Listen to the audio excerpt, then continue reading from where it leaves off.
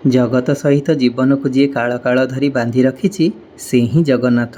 ନୟନର ପଲକରେ ପ୍ରତି ପଦପାତରେ ନିଶ୍ୱାସ ପ୍ରଶ୍ୱାସ ଧ୍ୟାନ ଧାରଣା ଚଳଣି କରଣି ସବୁଠାରେ ସେ ବିରାଜିତ।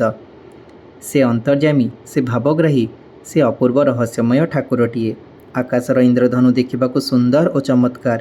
କିଛି କ୍ଷଣ ପରେ ଏହାର ସବୁ ରଙ୍ଗ ମିଶିଯାଇ କଳା ହୋଇଯାଏ।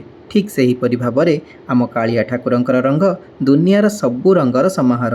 ସବୁ ରଙ୍ଗ, ସବୁ ବର୍ଣ୍ଣ, ସବୁ ଚିତ୍ର, ସବୁ ଚରିତ୍ର, ସବୁ ସୁଗନ୍ଧ, ସବୁ ସ୍ୱାଦ, ସବୁ ଶବ୍ଦ ଓ ସବୁ ନାଦରେ ପରିପୂର୍ଣ୍ଣ ସେହି କଳା ଶ୍ରୀମୁଖ। ସେଇଠାରୁ ତ ଆରମ୍ଭ ଏ ସୃଷ୍ଟିର ଆଦି ଓ ଅନ୍ତ। 16 କଳାର ଠାକୁର ସେ ଆମ କାଳିଆ ସାଆନ୍ତ। ତାଙ୍କୁ ଭକ୍ତିରେ ଦର୍ଶନ କଲେ ଅନ୍ତରର ଆବେଗ ଉଚ୍ଛ୍ୱସିତ ହୋଇଉଠେ। ସେତିକିବେଳେ ଭକ୍ତଟିଏ ନିଜର ଗର୍ବ, ଅହଙ୍କାର, ମାନ ସମ୍ମାନ, ଧନ ସମ୍ପତ୍ତି, ପ୍ରତିପତ୍ତି, କ୍ଷମତାକୁ ଭୁଲିଯାଇ ନିଜକୁ ସମ୍ପୂର୍ଣ୍ଣ ଭାବେ ସମର୍ପଣ କରିଦିଏ ସେଇ ଠାକୁରଙ୍କ ପାଦତଳେ। ସେ ତ କୋଟି ହୃଦୟର ମଉଡ଼ମଣି। ଜୟ ଜଗନ୍ନାଥ।